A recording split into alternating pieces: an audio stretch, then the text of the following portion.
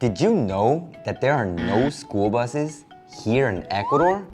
No, seriously, and I know it's strange considering buses are the most common form of transportation here in Ecuador, but it's true, there are no school buses. So if you're a student looking to study in Ecuador, you're gonna have to look for alternatives. There are 4 different ways that students use to get to school.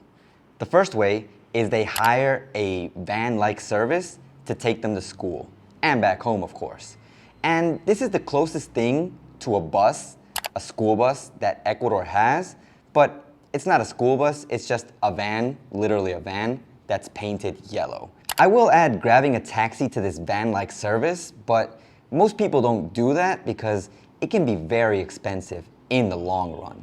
The second way that students get to school is through their own private transportation, which basically just means their parents drop them off in either a car or a motorcycle. What I don't like about motorcycles, aside from the safety issue, is that they make them more dangerous because some people carry like their whole families on a motorcycle, which I don't recommend ever. The third way that students get to school is by walking, which of course is the cheapest option, but it's also the most tiring, especially considering some students live a considerable distance from the school they go to. And the fourth way that students use to get to school is by taking a normal bus. And the only real disadvantage of this is the fact that students are packed like sardines on that bus, since a lot of people have the same idea to take a bus to go to school. But the advantage is that it is much cheaper than the van-like service that I mentioned earlier. And it's even better because students get a discount on the bus. It might not seem like a lot since normal bus fare is typically around 35 cents and students only have to pay around 15 to 20 cents, but it definitely adds up in the long run.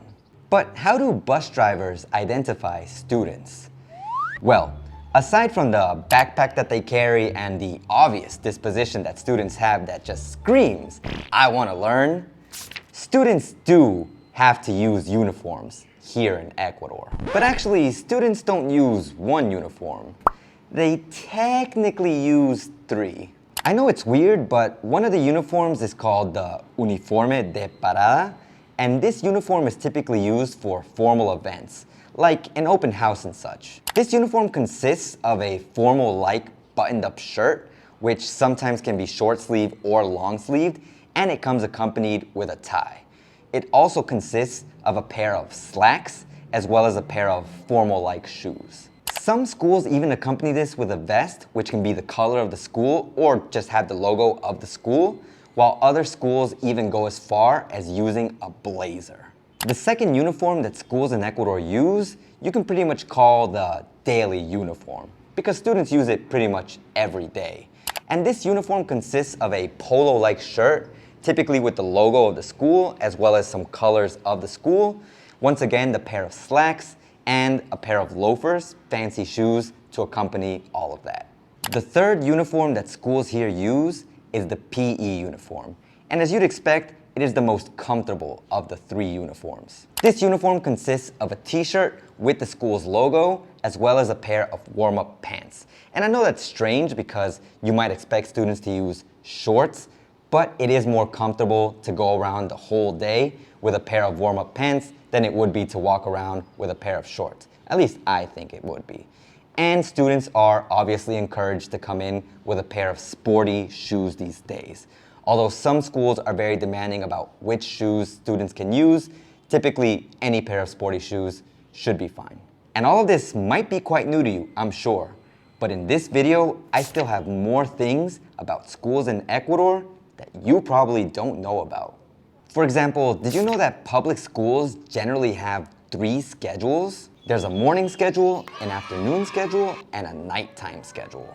For the most part, the morning and the afternoon are pretty much the same, just obviously different hours. But the nighttime schedule is geared more towards parents or adults who don't have time or couldn't finish their education when they were kids. It's quite unfortunate that these adults didn't get to finish their education or even get one when they were kids, but I am glad that they have this option to get an education now and that a lot of adults do seem to take advantage of it. Another thing about public schools, but this time somewhat a bad thing, is that they can have up to 40 students per class. And some public schools have pretty much a whole alphabet of classes for a specific grade. Basically what that looks like is you have something like 12th grade A with 40 students, 12th grade B with 45 students, 12th grade C with 35 students, and so on and so forth. So there's a ton of students in these public schools sometimes, which does make it make more sense that there are different schedules during the day. But anyways, another thing you probably didn't know about is the fact that here, the yearly grade structure is not like the States, where you have grades 1 through 12. It's a little bit different over here.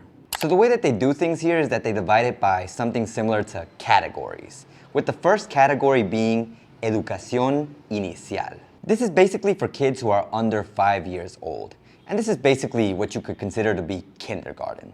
Then we have the Educación General Básica, and this is very similar to the States, where we have from first grade almost all the way up to 10th grade, but there are some subdivisions in between. Then we have the Bachillerato General Unificado, and this is where it becomes very different because it's not like the States where you have, at this point, since we already talked 1 through 10, you would have 11th and 12th. No, here you have a first, second, and third BGU. But another thing to note about the grading system here, and this time not the years, but the actual grades that you give to students, is that the system is not letter-based here in Ecuador. The grading system here in Ecuador doesn't even go up to 100%. Here, most teachers work with a 1 through 10 grading system. That is to say, if you're a bad student, then you probably have somewhere between a 1 through a 5, and if you're a good student, you probably have somewhere between a 7 through a 10. I honestly don't see this as any different from grading from 1 to 100, because if I were to grade on a scale to 100 and I gave the student, for example, an 85, it's the same thing as giving them an 8.5. But one thing that you might consider to be very similar to the States is that here there is something like an honor roll, which is called the Cuadro de Honor, where the students who have the best grades in all the classes throughout their whole life as a student will be in this Cuadro de Honor. This kind of honor roll thing is pretty important to students, but I think more so to parents since, gives them another reason to be proud of their child. But it makes students happy or proud, I'm not sure exactly what the feeling would be, because they do also get to carry the flags of the school.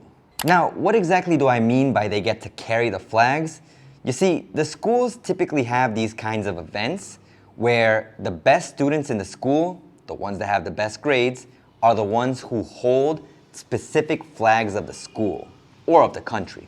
One of these events is the parade that is held every year, where the students march on the streets and carry around the flag with their fellow students who also march alongside them.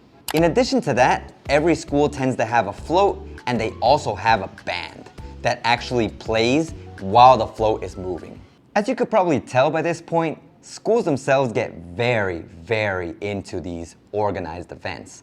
But this event, the parade, isn't the only one that schools get really passionate about.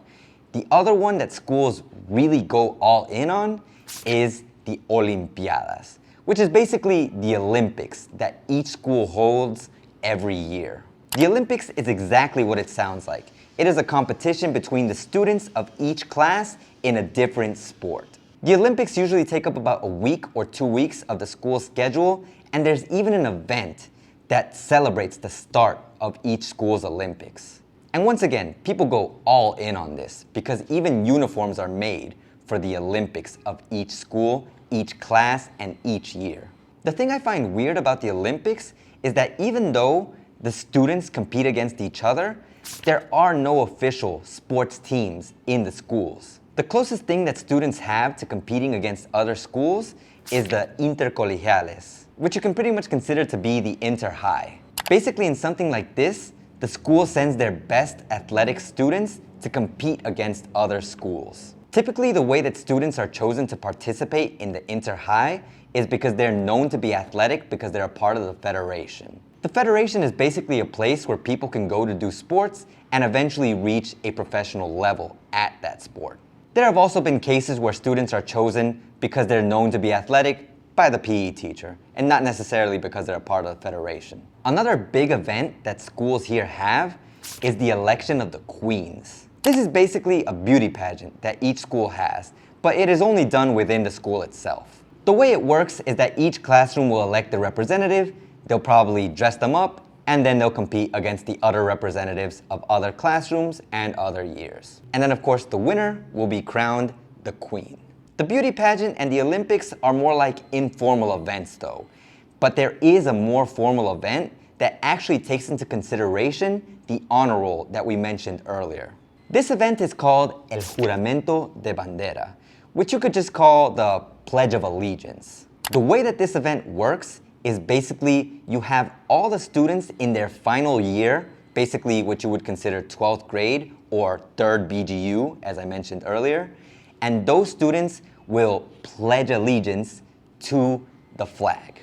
And when I say pledge allegiance, what I mean is that they get on a knee and they kiss the flag and they say, "I swear," or "Si juro" in Spanish.